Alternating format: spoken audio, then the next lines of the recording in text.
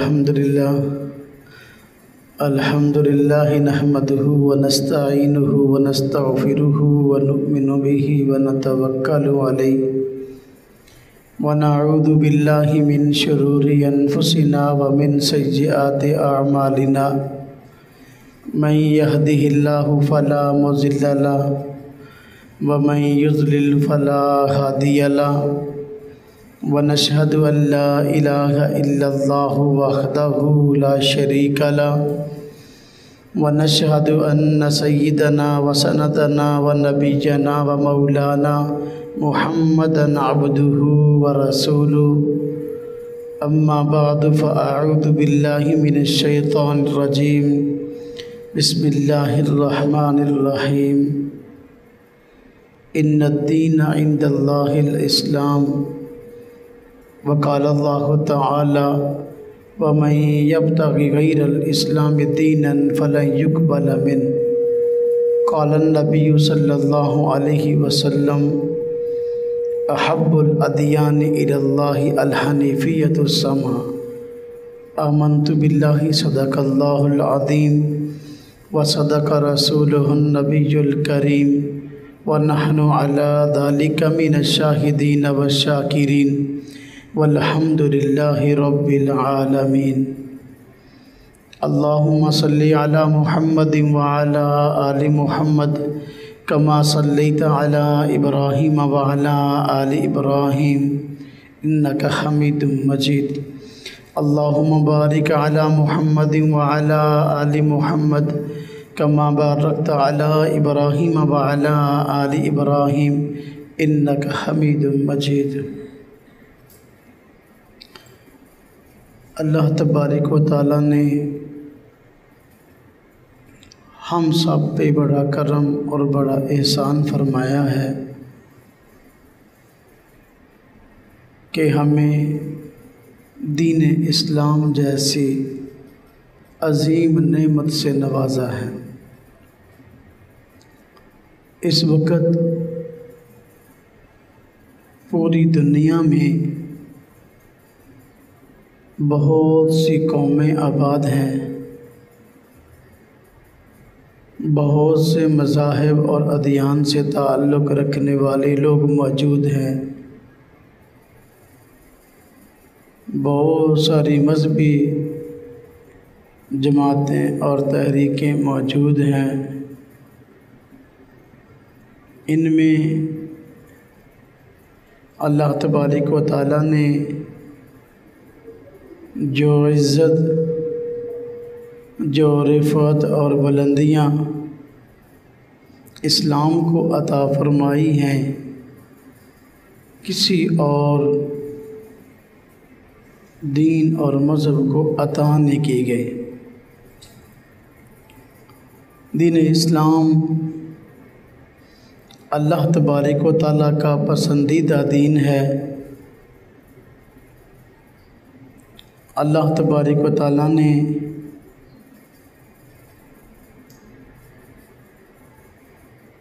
حجۃ الوداع کے موقع پر حضور نبی پاک صلی اللہ علیہ وسلم پر وحی نازل فرمائی اور اس میں دین اسلام کی تکمیل کا اعلان فرما دیا، اور ایک مسلمان کے لیے بہت بڑی خوشخبری اس میں موجود تھی، اور مسلمان دوسرے لوگوں کے سامنے بڑے یقین، بڑے اعتماد کے ساتھ کہتا پھرتا تھا رضیت باللہ ربا وبالاسلام دینا وبمحمد صلی اللہ علیہ وسلم نبیا۔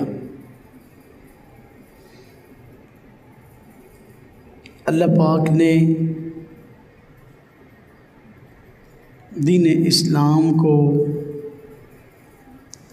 پوری دنیا میں غالب ہونے کے لیے بھیجا ہے۔ حضور نبی پاک صلی اللہ علیہ وسلم نے اپنی امت کو یہ خوشخبری سنائی ہے، ایک وقت آئے گا کہ پوری دنیا میں اسلام کو غلبہ نصیب ہوگا، ہر کچے اور ہر پکے گھر میں دین اسلام پہنچ کر رہے گا، ہر گھر پہ اسلام کا پرچم لہرائے گا۔ اسلام کا یہ پرچم ہر گھر میں اس لیے لہرائے گا کہ اسلام ہر اعتبار سے اپنی حقانیت کو دوسروں کے سامنے منوا چکا ہوگا۔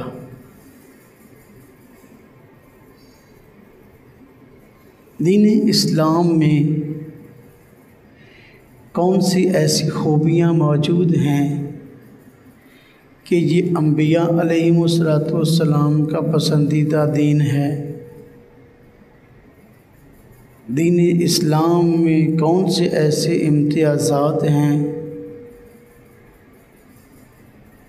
کہ یہ اللہ تبارک و تعالیٰ کی طرف سے نازل کردہ آخری دین ہے؟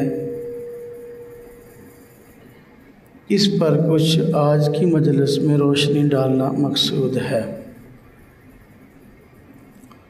اللہ تعالیٰ نے دین اسلام میں کچھ ایسی امتیازی خصوصیات رکھی ہیں جن کی وجہ سے اسلام دوسرے ادیان پر فضیلت رکھتا ہے اور امتیاز رکھتا ہے۔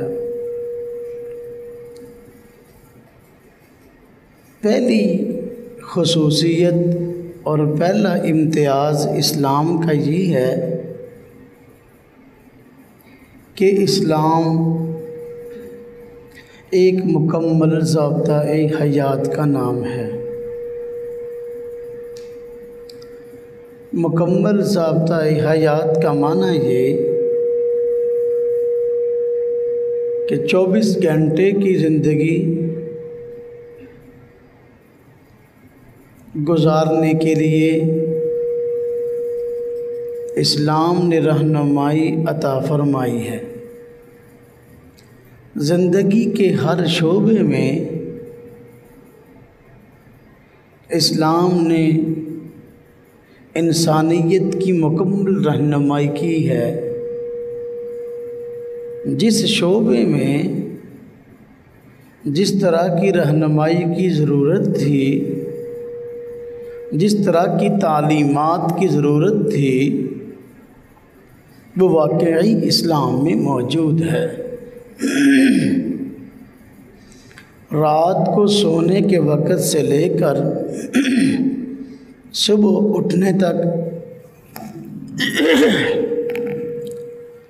صبح اٹھنے سے لے کر رات سونے تک، یہ سارے کے سارے اوقات، یہ سارے کے سارے لمحات اور زندگی کے یہ سارے کے سارے پہلو اسلام بتاتا ہے اور اس کے متعلق تعلیمات فراہم کرتا ہے۔ جبکہ اسلام کے مد مقابل جو آج ادیان موجود ہیں، ان میں سے کسی بھی مذہب و دین میں یہ خصوصیت موجود نہیں ہے کہ وہ ایک مکمل ضابطۂ حیات ہونے کی صلاحیت رکھتا ہو۔ آپ غور کریں، حضرت عیسیٰ علیہ السلام کو ماننے کے دعوے دار عیسائی موجود ہیں، لیکن ان کے پاس 24 گھنٹے کی زندگی گزارنے کے لیے ضابطۂ حیات نہیں ہے۔ چند ایک باتیں ان کے پاس ضرور ہیں جن کو وہ اپنی مذہبی باتیں کہتے ہیں، لیکن زندگی کے ہر شعبے میں رہنمائی کے لیے ان کے پاس کوئی ضابطۂ حیات نہیں ہے۔ حضرت موسیٰ علیہ السلام کو ماننے کے دعوے دار اور ان کے دین کو آخری ہونے کے دعوے دار یہودی موجود ہیں۔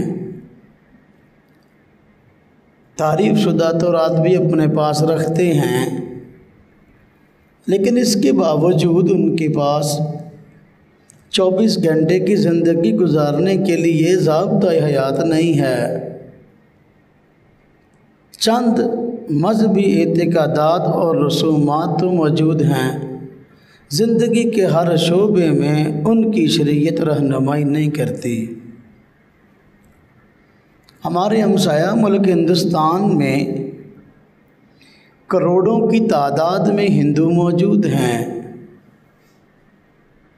اور وہ اپنی مذہبی کتابیں بھی کچھ رکھتے ہیں جو ان کے ہاں مذہبی تصور ہوتی ہیں۔ وہ گیتا ہو، رامائن ہو، مہابھارت ہو، یا اس طرح کی اور ان کی مذہبی کتابیں، کوئی بھی ایسی کتاب ان کے پاس موجود نہیں۔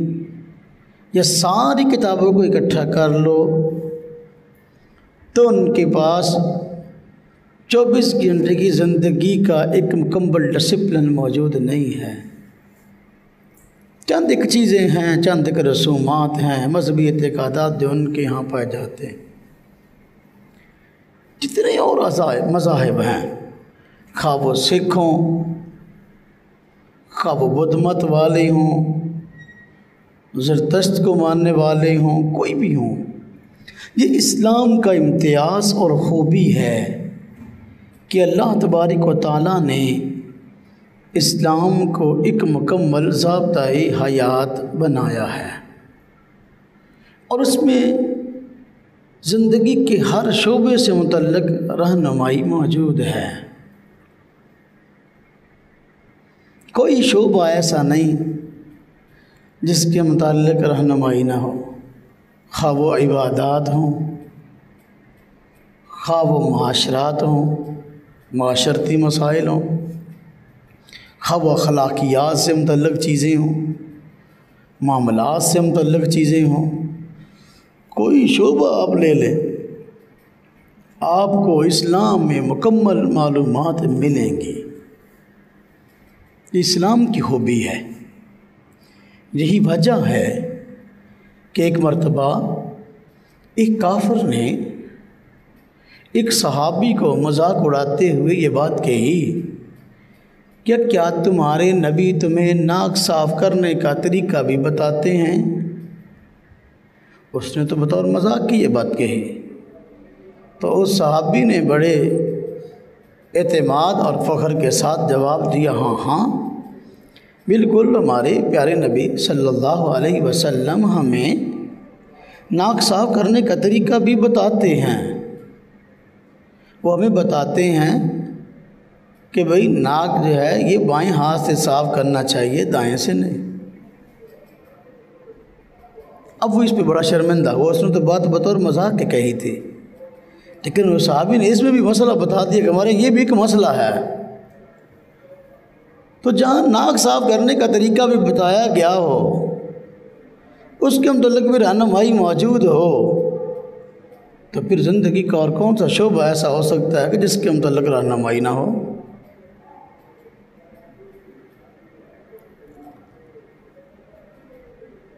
آج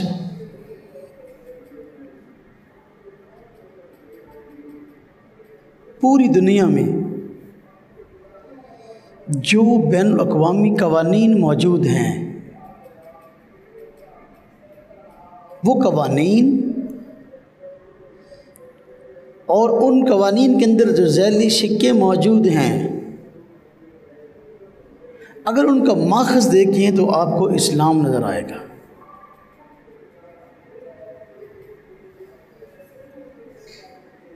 اللہ تعالیٰ نے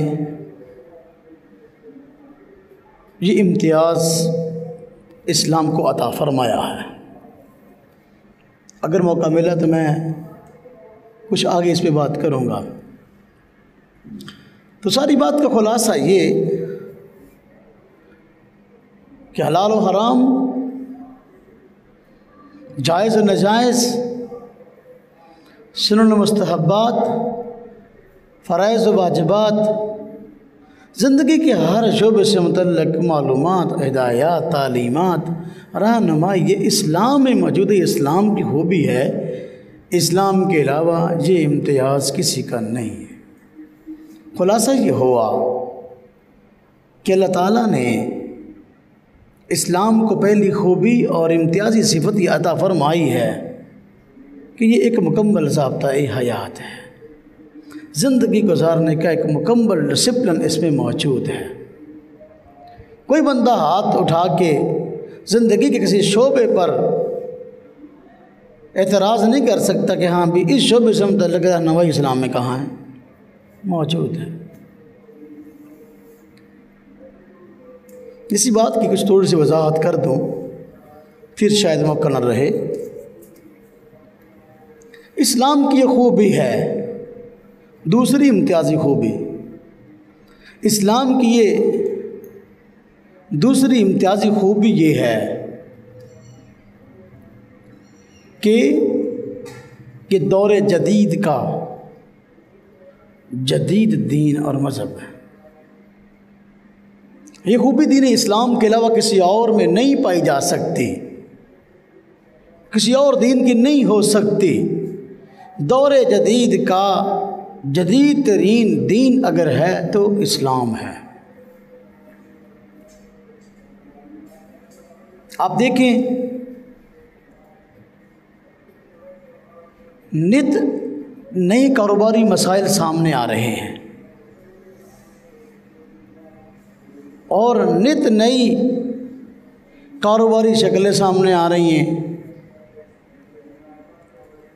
اب ان کے متعلق حلال و حرام کو معلوم کرنا، ضابطے اور قوانین کا معلوم کرنا، یہ اسلام کے ذریعے تو ہو سکتا ہے، کسی اور دین کے ذریعے نہیں ہے۔ اسلام ضرور بتا دے گا آپ یہ شکل، یہ صورت، یہ کاروباری معاملہ یہ حلال ہے یا حرام ہے، یہ اس کے متعلق اگر حرام ہے تو حرام کیوں ہے، حلال ہے تو حلال کیوں ہے، اس کے متعلق جو ہے رہنمائی اسلام تو کر سکتا ہے، کوئی اور نہیں۔ اسلام کی دو عظیم بنیادیں جن کو قرآن اور سنت کہا جاتا ہے، ان دو عظیم بنیادوں میں قیامت تک کے جدید آنے والے مسائل سے متعلق اصول موجود ہیں، اور ان اصولوں سے قیامت تک جو ہے جدید سے جدید مسائل کا حل نکالا جا رہا ہے۔ اور یہ اسلام کی خوبی ہے کہ جدید سے جدید مسائل کا حل نکالنے کے لیے بھی اللہ تبارک و تعالیٰ نے مسلمانوں میں، اسلام میں کیسی جماعت پیدا کی ہے جو جماعت سابقہ کسی دین میں موجود نہیں تھی۔ اس جماعت کا نام جماعت فقہا ہے۔ اللہ تبارک و تعالیٰ نے اسلام کو فقہا عطا کیے ہیں جو قرآن اور سنت کے اصولوں میں غور کر کے قیامت تک آنے والے جدید مسائل کا حل تلاش کرتے ہیں۔ کسی اور دین کے پاس فقہاء کرام کی اس طرح کی جماعت موجود نہیں تھی، نہ ان میں علم فقہ موجود۔ اس لیے حضور نبی اقدس صلی اللہ علیہ وسلم نے اپنی خصوصیات کو بیان کرتے ہوئے اپنی امت کے سامنے فرمایا، اعطیت جوامع الکلم، کہ مجھ کو جامع کلمات عطا کیے گئے۔ یہ اسلام کی اور حضور نبی صلی اللہ علیہ وسلم کی خصوصیت تھی، فرمایا مجھ کو جامع کلمات عطا کیے گئے۔ مطلب یہ حضور فرمانا چاہتے ہیں کہ میں جو الفاظ بولتا ہوں یہ تعداد مقدار کے اعتبار سے بڑے تھوڑے ہیں، لیکن اپنے اندر معانی کا ایک بہت بڑا سمندر رکھتے ہیں۔ کلمات جامعہ یہ حضور کی خصوصیت ہے، اسلام کی خصوصیت ہے۔ اللہ پاک نے کلمات سابقہ انبیاء کو بھی عطا فرمائے، لیکن وہ کلمات جامعہ نہیں تھے، وہ کلمات عامہ تھے، خیر جامعہ تھے۔ حضور صلی اللہ علیہ وسلم کو جو کلمات آپ نے عطا کیے، جو اپنی زبان اقدس سے آپ الفاظ نکالتے تھے، وہ کلمات جامعہ تھے، جو تعداد کے اعتبار سے، مقدار کے اعتبار سے بڑے تھوڑے ہوتے تھے، لیکن ان کے اندر مسائل کا ایک سمندر جو ہے وہ بہہ رہا ہوتا تھا۔ قرآن کریم ایک سمندر ہے، اور اس سمندر کے اندر سے موتیوں کو، جواہروں کو اور مسائل کو تلاش کرنا یہ فقہاء کرام کا کام ہے اور کارنامہ ہے۔ قیامت تک پیش آنے والے مسائل کا حل فقہاء کرام نے بتایا، بڑی بڑی کتابیں اس پہ تصنیف کی گئی۔ یہ اسلام کا کارنامہ ہے۔ امام محمد رحمۃ اللہ علیہ اسلام کے فقہاء میں ایک عظیم کردار رکھتے ہیں، ان کا ایک عظیم مقام ہے علم فقہ کی ترویج میں، علم فقہ کی اشاعت میں، علم فقہ کی تدوین میں۔ امام محمد رحمۃ اللہ علیہ کا ایک بنیادی کردار ہے۔ آج اگر امت مسلمہ کے پاس کسی بھی شکل میں فقہ موجود ہے، خواہ وہ حنفی کی صورت میں ہو، خواہ وہ فقہ شافعی کی صورت میں ہو، خواہ وہ مالکی کی صورت میں ہو، خواہ وہ حنبلی کی صورت میں ہو، یا دیگر فقہاء کرام کی فقہ کی صورت میں ہو، بنیادی کردار دیکھا جائے تو امام محمد رحمۃ اللہ علیہ کا نظر آتا ہے۔ امام محمد رحمۃ اللہ علیہ امام ابو حنیفہ رحمۃ اللہ علیہ کے براہ راست شاگرد ہیں، ان کو یہ امتیاز ہے۔ امام محمد رحمۃ اللہ علیہ امام مالک رحمۃ اللہ علیہ کے براہ راست شاگرد ہیں، ان کو یہ امتیاز حاصل ہے۔ امام محمد رحمۃ اللہ علیہ اس امت مسلمہ کے پہلے چیف جسٹس امام یوسف رحمۃ اللہ علیہ کے ساتھی بھی ہیں، شاگرد بھی ہیں۔ امام محمد رحمۃ اللہ علیہ امام شافعی رحمۃ اللہ علیہ کے استاد ہیں، جو کہ فقہاء کرام ایک عظیم مقام رکھتے ہیں۔ امام محمد رحمۃ اللہ علیہ امام احمد بن حنبل رحمۃ اللہ علیہ کے استاد کے استاد ہیں، یعنی شاگرد کے شاگرد ہیں۔ امام احمد رحمۃ اللہ علیہ شاگرد امام شافعی کے ہیں، امام شافعی شاگرد امام محمد رحمۃ اللہ علیہ کے ہیں۔ تو دیکھیں تو امام محمد رحمۃ اللہ علیہ فقہاء کرام کے درمیان ایک مرکز کی حیثیت رکھتے ہیں، اور امام محمد رحمۃ اللہ علیہ نے اس دور میں مسائل پر تفصیلی کتب لکھی جس دور میں لکھنے کا رواج ہی نہیں تھا، جس دور کے اندر تحریرات کے مجموعے زیادہ موجود ہی نہیں تھے، خال کہیں نظر آتا تھا۔ امام محمد رحمۃ اللہ علیہ نے تابعین کو دیکھا ہے، تبع تابعی ہیں، اور اس دور کے اندر احادیث کے ذخیرے ابھی بڑے زیادہ وجود میں نہیں آئے تھے، احادیث سینوں میں موجود تھی، لکھے ہوئے ذخیرے بہت کم تھے، لیکن امام محمد رحمۃ اللہ علیہ نے اس دور کے اندر قرآن اور سنت کے اصولوں سے مسائل کی اتنی تخریج کی، بڑی بڑی اتنی کتابیں لکھ دی کہ آج کا انسان حیران ہے کہ امام محمد رحمۃ اللہ علیہ نے کیسے اتنی بڑی بڑی کتابیں لکھ دی۔ اب امام محمد رحمۃ اللہ علیہ کتاب سیر صغیر ہے، ہمارے پاس پڑھی ہے، جو ہدایہ کا متن ہے۔ ہدایہ کا متن یہ سیر صغیر اور قدوری کی عبارت ہے، بہترین جامع کتاب ہے مسائل پر، اور اس کی آگے پھر جو ہے شروحات لکھی ہیں لوگوں نے۔ امام محمد رحمۃ اللہ علیہ کتاب جو ہے جامع صغیر کتاب ہے امام محمد کی، اور پھر جامع صغیر کے علاوہ جامع کبیر کتاب موجود ہے، سیر صغیر امام محمد کی کتاب ہے، سیر کبیر امام محمد کی کتاب ہے، کتاب الاصل امام محمد کی کتاب جس کو مبسوط کہتے ہیں، اتنی جلدوں کے اندر موجود ہے۔ وہ کتاب ایک انگریز کی تحقیق کے ساتھ اب شائع ہوئی ہے، آج جتنے بین الاقوامی قوانین موجود ہیں، آپ جا کر ان کے آئین اور قانون کو پڑھ لیں، آپ کو امام محمد رحمۃ اللہ علیہ کی سیر صغیر اور کبیر کے جو اصولی بحث ہیں وہاں پر آپ کو نظر آئیں گے۔ اسلام کا کارنامہ ہے، اسلام کا امتیاز ہے۔ دوسرے ممالک کے ساتھ تعلقات کیسے ہونے چاہیے، مسلم ممالک کے ساتھ روابط کی کیا صورت ہے، اتحاد کی کیا صورتیں ہیں، جو غیر مسلم ممالک ہیں ان کے ساتھ معاملات کیسے نپٹائے جائیں، اس کے متعلق قوانین اور تفصیلی شقیں اور تفصیلی مسائل جو ہیں امام محمد رحمۃ اللہ علیہ کتب میں ملتے ہیں۔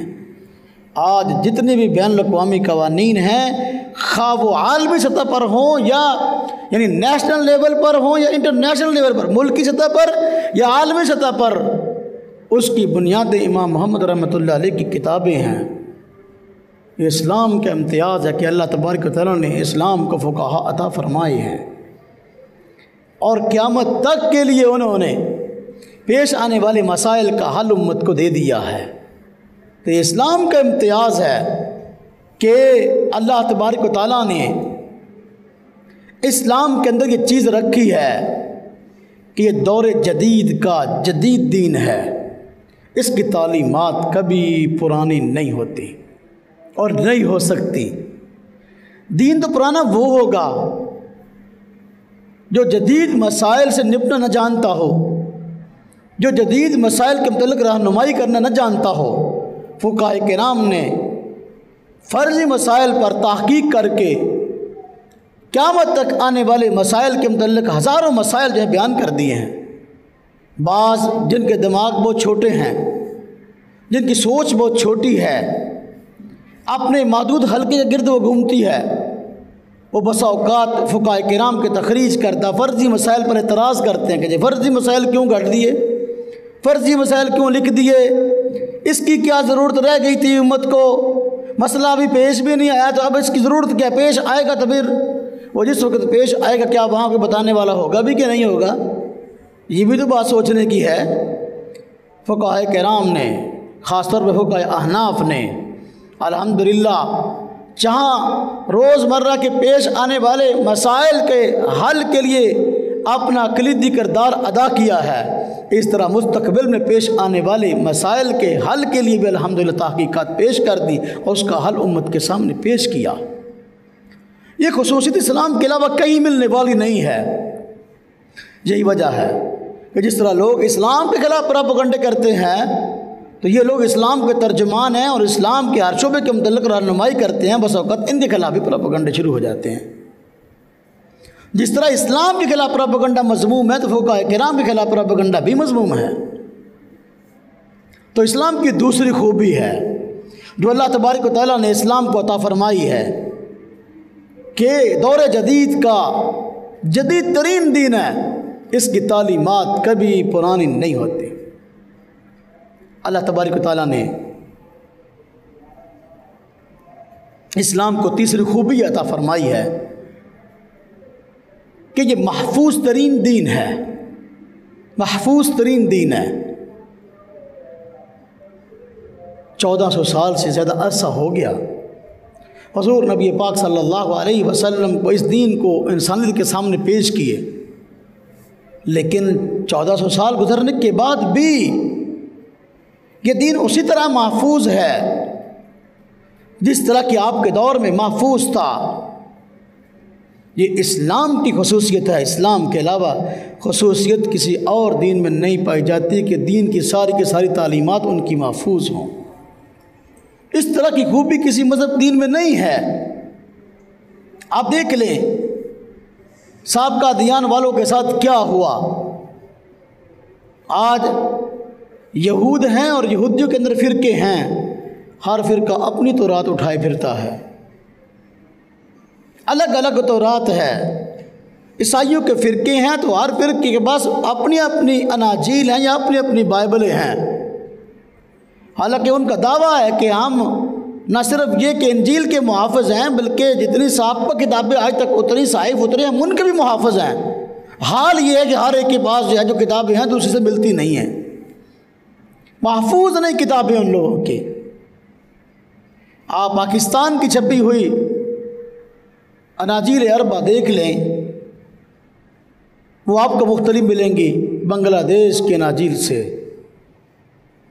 وہ انگریزی اٹھا کے دیکھیں، اردو اٹھا کے دیکھیں، تقابل کریں، آپ کو زمین و آسمان کے مفہوم کا فرق نظر آئے گا۔ وہی کتاب، وہی صفحہ، وہی باب، وہی چیپٹر، وہی فقرہ جس کو آیت کہہ دیتے ہیں، لیکن ایک فقرے میں کوئی چیز ہے، دوسرے میں کچھ ہے۔ پھر انگریزی میں جو بائبلیں چھپی ہیں، جو اناجیل چھپی ہیں، آپ برطانیہ کے اناجیل اٹھا کے دیکھیں وہ اور ہیں، امریکہ کی اٹھا کے دیکھیں اور ہیں۔ قرآن کریم آپ دنیا کے کسی خطے سے خرید لیں، آپ کو قرآن کریم ایک نظر آئے گا۔ یہ اسلام کا امتیاز ہے۔ اللہ تبارک و تعالیٰ نے اسلام کو امتیاز دیا کہ یہ محفوظ ترین دین ہے، اور وقت گزرنے کے ساتھ ساتھ اس کے اندر تحریفات نہیں ہوئیں۔ اللہ تبارک و تعالیٰ نے اس دین کی حفاظت فرمائی ہے۔ اس دین کی جو بنیاد ہے وہ قرآن ہے، اور قرآن کے متعلق اللہ تبارک و تعالیٰ نے خود قرآن میں یہ وعدہ فرما لیا اور اعلان فرما دیا، اِنَّا نَحْنُ نَزَّلْنَا الذِّكْرَ وَإِنَّا لَهُ لَحَافِظُونَ، کہ بے شک ہم نے اس قرآن کریم کو، نصیحت کو اتارا ہے، ہم ہی اس کی حفاظت کریں گے۔ اللہ تبارک و تعالیٰ نے اس قرآن کی حفاظت فرمائی ہے۔ یہ قرآن لکھا ہوا بھی ہمارے پاس منعن موجود ہے، اور حفاظت کا ایک ایسا سلسلہ اللہ پاک نے چلا دیا کہ دوسرے ادیان میں اس کی بطور سیمپل کے ایک مثال ملنا بھی مشکل ہے۔ وہ یہ کہ ہر دور کے اندر قرآن کریم کے آپ کو حافظ نظر آئیں گے، ایک نہیں لاکھوں کی تعداد میں قرآن کریم کے حافظ نظر آئیں گے، جبکہ انجیل کو ماننے والے، تورات کو ماننے والے، گیتا اور گرنتھ کو ماننے والے آج موجود ہیں بطور سیمپل کے، ان کے پاس اپنی مقدس کتابوں کا ایک بھی حافظ موجود نہیں ہے۔ ہر سال ہزاروں کی تعداد میں مسلمان چھوٹے چھوٹے بچے، بسا اوقات جو ابھی عقل و شعور کے انتہا کو بھی نہیں پہنچے، جوانی کو بھی نہیں پہنچے، اللہ پاک ان کے سینوں کے اندر قرآن کریم کو محفوظ کر دیتا ہے۔ یہ اسلام کا امتیاز، اسلام کی خوبی ہے۔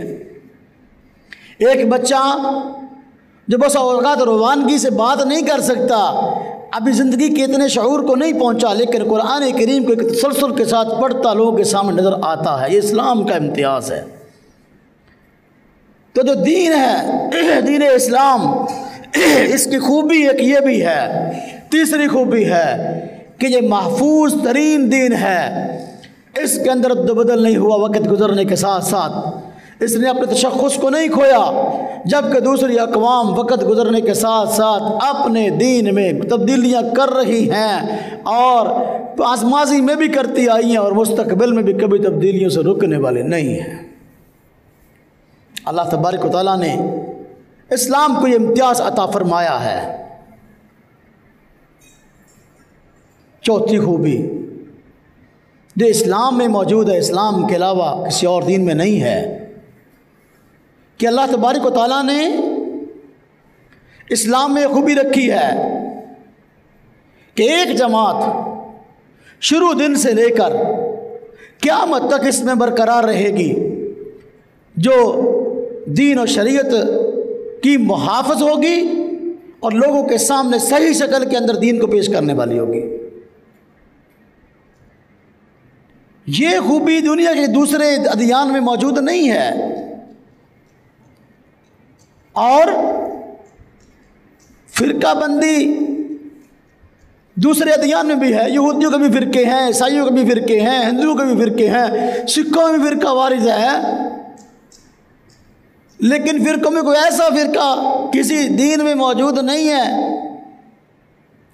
کہ جو دین کا محافظ چلا آتا ہو، شروع سے اس کا ایک تسلسل ہو اور وہ اس دین کا محافظ ہو۔ اسلام کے اندر یہ خوبی ہے کہ اللہ تبارک و تعالیٰ نے اسلام کے اندر ایک جماعت ایسی پیدا کی ہے جو دین اسلام کی محافظ ہے، شروع سے لے کر آخر تک جماعت موجود رہے گی۔ حضور نبی پاک صلی اللہ علیہ وسلم نے اپنی امت کو یہ خوشخبری سنائی ہے، اور ہمیشہ حق پر قائم رہے گی۔ فرمایا ان کو کوئی رسوا کرنے والا رسوا نہیں کر سکتا، کوئی پراپیگنڈا کرنے والا بدنام کرنے والا کبھی اپنے مقصد میں کامیاب نہیں ہو سکتا۔ وہ حق پر قائم رہیں گے یہاں تک قیامت آئے گی۔ یہ اسلام میں بات ہے۔ ماضی میں ایسا ہوتا رہا، انبیاء تشریف لاتے رہے، جب تک نبی اپنی امت میں موجود ہوتے، شریعت صحیح شکل میں موجود ہوتی، لوگ دین کو ماننے والے موجود ہوتے، جو وہ دنیا سے رخصت ہوتے تو آہستہ آہستہ گمراہی پھیلنا شروع ہوتی۔ بسا اوقات سارے کے سارے، بسا اوقات کیا، عام طور پر سارے کے سارے ہی گمراہ ہو جاتے۔ ہدایت پہ بندہ ڈھونڈنا مشکل ہو جاتا ہے، ہدایت پہ بندہ ہے بھی کہ نہیں ہے۔ اسلام میں ایسا نہیں ہے۔ اسلام میں الحمدللہ ایک جماعت ایسی ہے، حضور نبی پاک صلی اللہ علیہ وسلم نے اس کی نشاندہی کی ہے کہ ہمیشہ حق پر قائم رہے گی۔ اس کے متعلق آپ نے فرمایا ما انا علیہ و اصحابی، یہ وہ جماعت ہے جو میرے اور میرے صحابہ کے موقع پر، جس کو اہل سنت والجماعت کہتے ہیں۔ آج اہل سنت والجماعت کے متعلق یہ رائے نہیں ہے کہ اہل حق اہل سنت والجماعت کے علاوہ ہیں۔ میں کل بھی بچوں میں مشکات کے سبق کے دوران بات کر رہا تھا کہ اس وقت ہمارے ہاں بڑے متحارب گروہ جو ہیں ان میں یا شیعہ ہے، اہل حدیث کہنے والے ہیں، یا بریلوی حضرات ہیں، علماء دیوبند ہیں، یہ چار بڑی جماعتیں ہیں۔ یہ چاروں اس بات پہ متفق ہیں کہ اہل سنت پر حق ہیں۔ اب یہ کتاب آئی بہت بڑی، اتنی موٹی کتاب شیعوں کی طرف سے، اس کا نام ہے شیعہ ہی اہل سنت ہے۔ بریلوی حضرات بھی کتابیں لکھتے ہیں، وہ کہتے ہیں ہم اہل سنت ہیں۔ اپنے آپ کو اہل حدیث کہنے والے کتابیں لکھتے ہیں، وہ کہتے ہیں کہ ہم اہل سنت ہیں۔ اور علماء دیوبند سے تعلق رکھنے والے وہ بھی کہتے ہیں ہم اہل سنت ہیں۔ یہ بات طے ہو گئی کہ اہل سنت نجات یافتہ جماعت ہے۔ اب اہل سنت ہے کون؟ وہ ہوگی جو حضور نبی صلی اللہ علیہ وسلم کے طریقے کو ماننے والی اور صحابہ کرام سے حضور کی سنتوں کو لینے والی ہوگی۔ کسی عمل کے سنت ہونے نہ ہونے میں فیصلہ صحابہ سے لے گی۔ باہر کے ایک جماعت اسلام کے اندر موجود ہے جو کہ ہمیشہ سے حق کی ترجمان ہے اور حق کی ترجمان رہے گی۔ اسلام کی خصوصیت اسلام کے علاوہ کسی اور دین کی نہیں۔ اسلام کی پانچویں خصوصیت یہ ہے کہ اللہ تبارک و تعالیٰ نے اس دین کو عالمگیر دین بنایا ہے۔ یہ دین کسی گلی اور محلے، کسی شہر اور قصبے، کسی دیہات اور کسی قوم کے لیے نہیں ہے، یہ سارے جہانوں کے لوگوں کے لیے ہے۔ جبکہ ہمارے معاشرے میں اس وقت جو اقوام آباد ہیں ان میں بہت ساری اقوام ایسی ہیں جن کا دعویٰ یہ ہے ہی نہیں۔ وہ کہتے ہیں ہم صرف یا بنی اسرائیل تک ہیں، وہ کہتے ہیں ہم صرف ہندوازم تک ہیں، وہ کہتے ہیں ہم سکھ ازم تک ہیں، ہمارا معاملہ اس سے باہر نہیں ہے، اس قوم سے باہر نہیں ہے۔ لیکن اسلام ایک ایسا دین ہے جس کا یہ دعویٰ بھی ہے اور حقیقت بھی ہے کہ عالمگیر ہے، پوری کی پوری دنیا کی رہنمائی کے لیے آیا۔ اس لیے اللہ تبارک و تعالیٰ نے جو اسلام کی مرکزی شخصیت ہے، اسلام کو لے کے آنے والی میرے اور پیارے آقا، ہاں جی، میرے اور آپ کے پیارے آقا حضرت محمد مصطفیٰ صلی اللہ علیہ وسلم، ان کے متعلق اللہ پاک نے فرمایا وما ارسلناک الا رحمۃ للعالمین، کہ ہم نے آپ کو سارے جہانوں کے لیے رحمت للعالمین بنا کے بھیجا ہے۔ سارے جہانوں کے رحمت للعالمین بنیں گے تب جب سارے جہانوں کے لیے نبی ہوں گے، تو سارے جہانوں کے لیے آپ کی شریعت ہوگی۔ اسی فرمایا وما ارسلناک الا کافۃ للناس، ہم نے آپ کو رسول بنا کے بھیجا ساری کی ساری انسانیت کے لیے۔ قل یا ایھا الناس انی رسول اللہ علیکم جمیعا، آپ فرما دیجئے کہ اے لوگوں میں تم سب کی طرف رسول ہو کے آیا ہوں۔ تو حضور کی رسالت سارے کے سارے جہانوں کے لیے ہے۔ اسلام عالمگیر دین ہے، یہ اسلام کی خوبی ہے، اسلام کے علاوہ کسی دین کی خوبی نہیں ہے۔ پانچویں خصوصیت اسلام کی یہ ہے، ہاں جی، چھٹی، چلو نمبرنگ میں فرق ہو سکتا ہے۔ چھٹی خوبی یہ ہے اسلام کی کہ اللہ تبارک و تعالیٰ نے اسلام کو یہ امتیاز عطا کیا ہے کہ اس کے پاس اپنے دین کی باتوں کی سند موجود ہے، جبکہ اسلام کے علاوہ اور جتنے بھی دین کو ماننے والے اس وقت موجود ہیں، کسی کے پاس اپنے دین کی باتوں کی سند موجود نہیں ہے۔ اللہ تعالیٰ نے اسلام کو امتیاز دیا کہ اس کی باتیں باسند ہیں۔ باسند کا مطلب کیا؟ سند کا مطلب کیا؟ کہ دین کی بات جو ہم تک پہنچی دین اسلام کی، جس کو ہم اسلام کہتے ہیں، وہ جن افراد کے ذریعے سے پہنچی ہے ہم ان افراد کو جانتے ہیں۔ حضور نبی اکرم صلی اللہ علیہ وسلم سے لے کر ہم تک آج تک دین کی بات جو پہنچانے والا عالم دین ہے وہ اپنی ایک سند رکھتا ہے، اپنی ایک بنیاد رکھتا ہے، اپنے استادوں کی ایک فہرست رکھتا ہے، جو یہ کہہ سکتا ہے بڑے اعتماد کے ساتھ میں نے یہ بات فلاں استاد سے سنی ہے، میرے استاد نے اپنے فلاں استاد سے سنی ہے، ان کے استاد نے فلاں استاد سے سنی ہے، انہوں نے فلاں صحابی سے سنی ہے، انہوں نے حضور نبی صلی اللہ علیہ وسلم سے سنی ہے۔ یعنی آپ صلی اللہ علیہ وسلم تک جن لوگوں کے واسطے سے دین کی بات پہنچی ہے وہ تمام واسطے ہمیں یاد ہیں، جبکہ آج جو حضرت عیسیٰ کو ماننے والے ہیں، حضرت عیسیٰ کی باتیں کرتے ہیں، لیکن ان کے پاس اپنے اس بات کی سند موجود نہیں، ثبوت نہیں کہ واقعی یہ عیسیٰ علیہ السلام کی باتیں ہیں۔ کوئی بندہ عیسیٰ علیہ السلام کے کسی فرمان کی سند پیش نہیں کر سکتا۔ آج موسیٰ علیہ السلام کو ماننے والے موجود ہیں جو اپنے آپ کو یہودی کہتے ہیں، حالانکہ موسیٰ علیہ السلام کو ہم بھی مانتے ہیں، عیسیٰ علیہ السلام کو ہم بھی مانتے ہیں، لیکن جو اس مسئلہ میں ہمارے مخالف ہیں وہ کہتے ہیں تم نہیں مانتے، ہم ہی مانتے ہیں۔ اس لیے میں بات کہہ رہا ہوں، یہودی حضرات موسیٰ علیہ السلام کی تعلیمات کی بات کرتے ہیں، لیکن ان کے پاس کسی بات کی کوئی سند موجود نہیں ہے۔ کوئی یہودی عالم یہ کھڑا ہو کر نہیں کہہ سکتا، ایک عالم بھی کھڑا ہو کر کہ یہ بات موسیٰ علیہ السلام کا فرمان ہے اور یہ مجھ تک اتنے واسطوں سے پہنچا ہے، میں ان لوگوں کو جانتا ہوں اور میں بتا سکتا ہوں کہ یہ لوگ واسطے یہ کون تھے۔ یہ ایک اسلام کا امتیاز ہے، یہ مسلمانوں کا امتیاز ہے۔ عالم دین بتا سکتا ہے کہ میں نے یہ دین کی بات جو حضور صلی اللہ علیہ وسلم کے واسطے سے نقل کی ہے یہ مجھ تک 20 واسطوں سے پہنچی اور 20 واسطے یہ ہیں، گن کر بتا سکتا ہے۔ الحمدللہ اسلام کے اندر ایک مستقل فن اس لحاظ سے وجود میں آیا کہ آج تک اس کا تصور نہیں تھا، جس کو جو ہے علم اسماء الرجال کہا جاتا ہے۔ علم اسماء الرجال کے اندر ان تمام راویوں کے حالات تفصیل سے لکھ دیے گئے جنہوں نے دین اسلام کو ہم تک پہنچایا ہے۔ حضور نبی پاک صلی اللہ علیہ وسلم کی باتیں، یہ دین ہم تک پہنچا، ہم نے اپنے پیغمبر کی تعلیمات کو، ان کے دین کو تو محفوظ کیا ہی کیا ہے۔ 1 لاکھ سے زیادہ بندے وہ ہیں جنہوں نے یہ دین حضور صلی اللہ علیہ وسلم سے ہم تک پہنچایا۔ 1 لاکھ سے زیادہ لوگوں کی زندگیاں بھی فن اسماء الرجال کی کتابوں کے اندر محفوظ کر دی گئی۔ یہ اسلام کا امتیاز ہے۔ لائے کوئی عیسائی اس طرح کی چیز جنہوں نے عیسیٰ علیہ السلام سے دین کی باتیں سنی ہوں، ان کی حالات لائے، اس پر کتاب ہے تو لائے تب میدان میں۔ کوئی یہودی جو موسیٰ علیہ السلام کی باتوں کو پیش کرنے کا دعوے دار ہے اور جھوٹ ان تک منسوب کرتا ہے، لائے ایک قول کی سند کہ یہ موسیٰ علیہ السلام تک سند ان واس ہو جاتی ہے اور یہ وہ لوگ ہیں جن کی زندگیاں آج ہم نے اپنے اندر محفوظ کر لی ہیں، لائے اس کی ایک مثال، ان کے پاس ایسی کوئی مثال موجود نہیں ہے۔